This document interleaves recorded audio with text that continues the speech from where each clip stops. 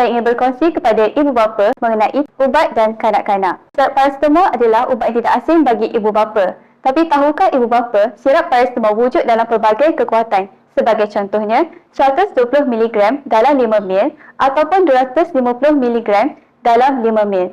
Jadi, dalam hal ini, ibu bapa perlu ketahui kekuatan ubat tersebut agar dos yang tepat dan mencukupi diberikan kepada kanak-kanak. Tips yang kedua, menggunakan penyukat yang betul. Ubat untuk kanak-kanak kebiasaan dalam bentuk cecair. Penggunaan sudu untuk pemberian ubat cecair adalah tidak digalakkan kerana ia tidak memberi sukatan yang sebenar. Oleh itu, ibu bapa perlu menggunakan penyukat yang betul agar dos yang tepat dan mencukupi diberi kepada kanak-kanak. Ibu bapa juga perlu mengetahui singkatan dos ubat seperti miligram, mililiter ataupun ounce. Tips yang ketiga, jangan berkongsi ubat-ubatan.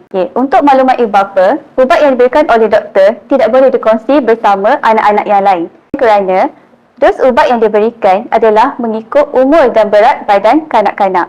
Dan tidak semua ubat sesuai untuk semua individu. Oleh itu, ibu bapa perlu ingat bahawa ubat tidak boleh berkongsi walaupun bersama adik-beradik dan ubat orang dewasa tidak boleh diberikan kepada kanak-kanak. Tips yang keempat, ibu bapa perlulah membaca dan memahami label ubat. Kebiasaannya, ubat yang diberi dari farmasi dibekalkan bersama label ubat. Apa yang boleh diperolehi daripada label ubat? Yang pertama, iaitu nama ubat. Yang kedua, kekuatan ubat.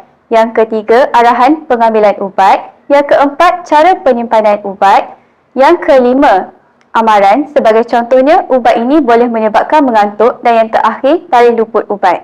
Tips yang kelima, tumpukan perhatian kepada penerangan ahli farmasi ketika mengambil ubat mengenai nama ubat, kegunaan ubat, kekerapan pengambilan ubat, tempoh penggunaan ubat dan banyak lagi. Tips yang keenam, pastikan ubat disimpan di tempat yang sesuai dan jauh daripada kanak-kanak. Di tempat yang tinggi, di dalam bekas yang tertutup rapat dan tidak mudah dibuka.